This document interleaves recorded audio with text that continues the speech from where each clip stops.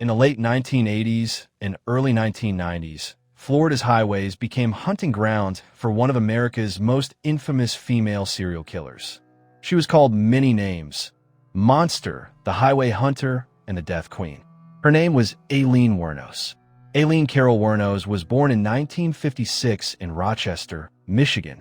Her childhood was filled with neglect, abuse, and abandonment. At just 11 years old, she began exchanging sexual favors for cigarettes, drugs, and food.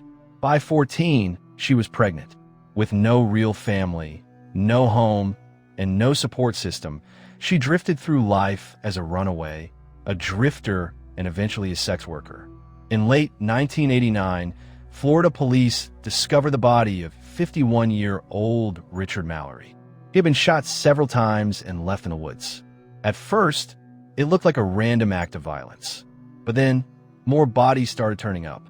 Over the course of 1 year, between 1989 and 1990, Aileen Wuornos lured men from the highways of Florida.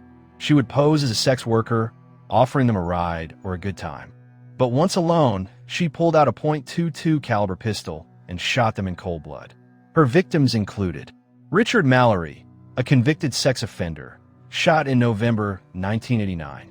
David Spears, a construction worker, shot 6 times in June 1990. Charles Carskaddon, a 40-year-old, shot 9 times. Peter Seams, a retired merchant seaman whose body was never found. Troy Burress, a sausage salesman, reported missing on July 31, 1990. Charles Humphreys, a former police officer, shot several times. Walter Antonio, a trucker, shot and left naked by the roadside. 7 men in total, 7 lives ended by a woman the media would call the Death Queen. Aileen claimed she killed in self-defense, saying these men tried to assault her while she worked as a prostitute. But investigators and prosecutors painted a darker picture, a woman driven by rage, revenge, and greed. She not only killed these men, but also robbed them, stole their cars, and pawned their belongings. Unlike many serial killers who hide their crimes with precision, Wuornos was reckless. She left behind fingerprints, pawn slips, and even crashed one of her victims' cars with her lover, Tyria Moore, by her side. The evidence trail was impossible to ignore. In January 1991, police finally closed in. Aileen was arrested at a biker bar in Volusia County, Florida. Investigators pressured her girlfriend, Tyria Moore, into cooperating. Over several recorded phone calls, Aileen confessed to the murders. In court, she shocked the world. Aileen openly admitted to killing the men, but insisted it was self-defense. The jury didn't believe her. She was convicted of 6 murders and sentenced to death.